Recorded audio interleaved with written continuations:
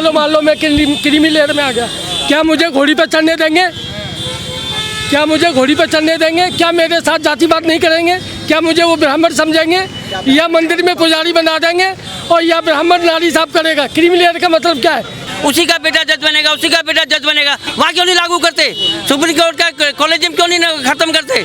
एक supreme court का जज बनता है, उसी का बेटा फिर जज बनेगा, फिर उसी का बेटा जज बनेगा। देखिए, ये डिसीजन देकर के सुप्रीम कोर्ट ने मनुवादी सोच को अपनी को उजागर किया है और इस देश के मूल निवासियों को बांटने की कोशिश की है ताकि ये आपस में लड़ते रहें और जो लोग मलाई चाट रहे हैं वो मलाई खाते रहें, मलाई की तरफ ध्यान ना दें, हम आपस में ही लड़ते रहें। ये काम किया है उन्होंने, हमें बांटने का काम किया है। जो क्लासिफिकेशन की बात है वो यही है कि देखिए, हमारे बहुत सारे समाज के लोग जो है पढ़े लिखे नहीं हैं और होगा क्या इस डिसीजन के बाद में? पहली बार eligible candidate is not available, post shall remain vacant. दूसरी बार eligible candidate is not available, post shall remain vacant. और तीसरी बार eligible candidate is not available, post shall remain vacant. और उसके बाद में जब चौथे टाइम पे वो पोस्ट फॉल करेगी तो उसको डी रिजर्व कर दिया जाएगा, उसको जो है उसको एनएफएस कर दिया जाएगा, डी रिजर्व कर दिया जाएगा। उसके बाद में वो पोस्ट जो है जनरल को दे दी जाएगी और यही इनकी प्लानिंग है। इसीलिए इन्होंने इस रिजर्वेशन पॉलिसी में क्लासिफिकेशन किया है। पहली बात तो मैं आपको बता दूं कि जो रिजर्वेशन है ये गरीबी उन्मूलन प्रोग्राम नहीं है, ये राइट टू रिप्रेजेंटेशन है। जिस तरीके से 10 रोटियां हैं, 10 आदमी हैं तो हर एक को एक एक मिलनी चाहिए।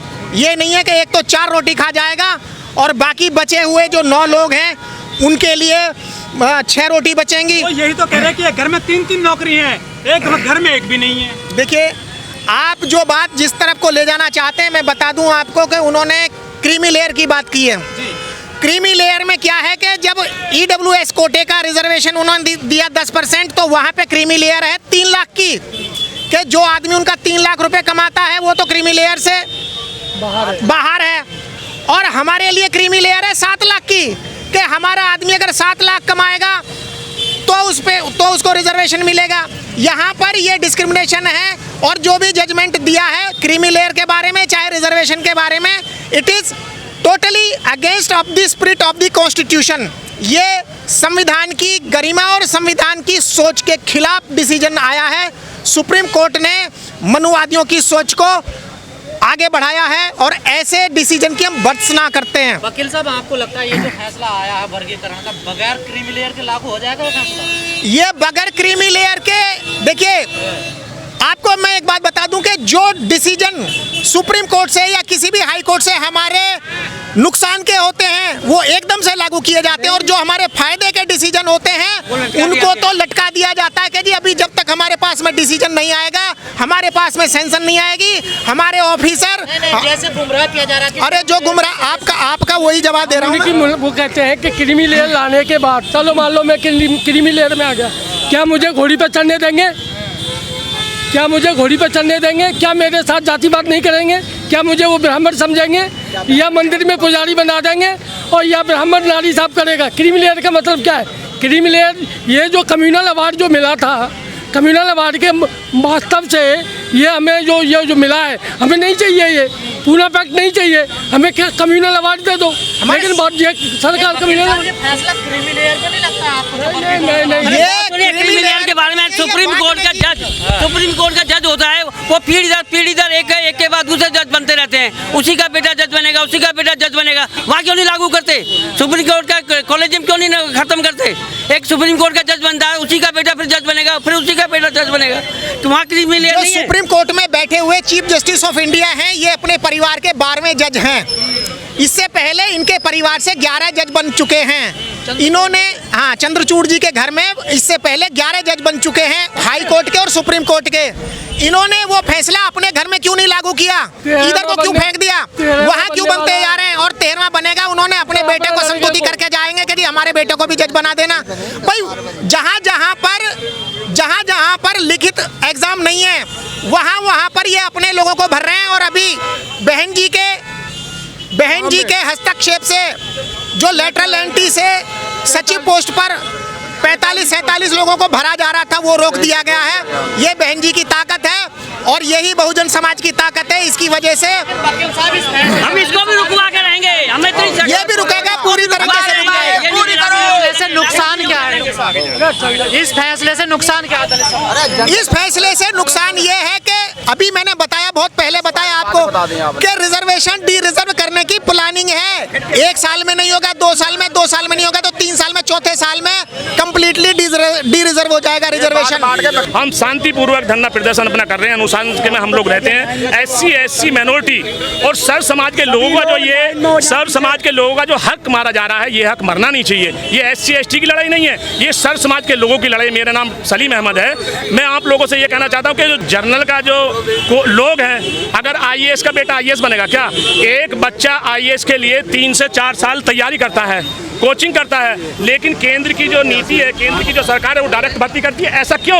अरे ये हक मारा जा रहा, सर्व समाज के लोगों का हक मारा जा रहा।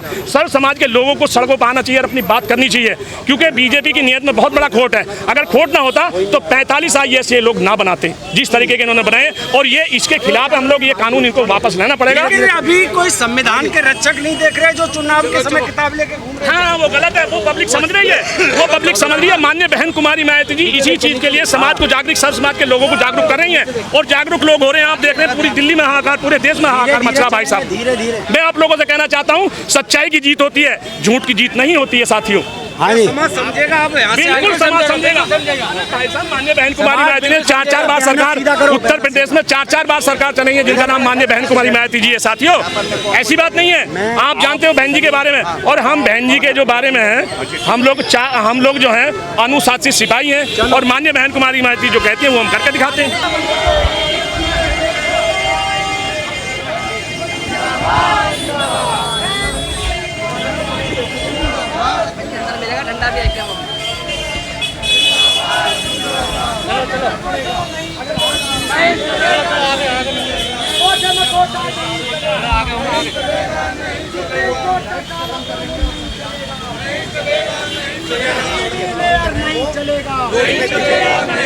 क्या कहेंगे आज भारत बनने की क्वालिटी पूरे देश में भारत बन का असर दिख रहा है, दिल्ली में भी इसका बहुजन समाज पार्टी भारत बन कर आज देश के अंदर माननीय बहन कुमारी मायावती हमारे देश के राष्ट्रपति जी को ज्ञापन दे रही हैं, और हमारे दिल्ली प्रदेश के प्रभारी अध्यक्ष राज्यपाल जी को ज्ञापन दे रहे हैं, और हम अपने DM साहब को ज्ञापन दे रहे हैं। बच्चा भीम का,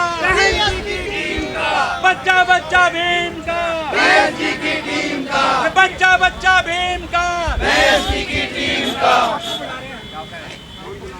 हमारे साथ है, बहन जी संघर्ष करो, हमारे साथ है, अभी तो ये लड़ाई है, आगे और लड़ाई है, अभी तो ये लड़ाई है, आगे और लड़ाई है, और जोर जुल्म के टक्कर पे संघर्ष हमारा नारा है, और जोर जुल्म की टक्कर पे संघर्ष हमारा नारा है। BSP जिंदाबाद, जिंदाबाद जिंदाबाद, BSP जिंदाबाद, जिंदाबाद जिंदाबाद, खड़े होने की हिम्मत नहीं हो पाएगी। जिंदाबाद जिंदाबाद जिंदाबाद, आकाश आनंद जी जिंदाबाद, जिंदाबाद जिंदाबाद, आकाश आनंद जी जिंदाबाद, जिंदाबाद जिंदाबाद, बैंक जी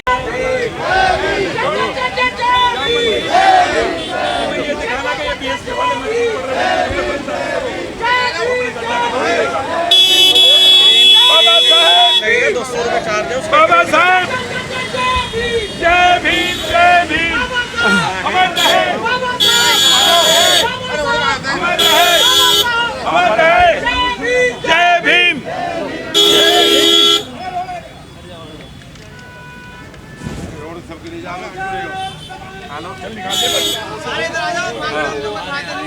अरे करने दो ना,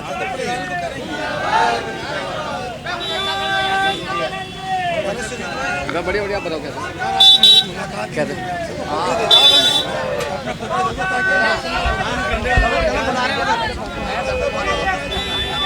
लाइव नहीं देंगे।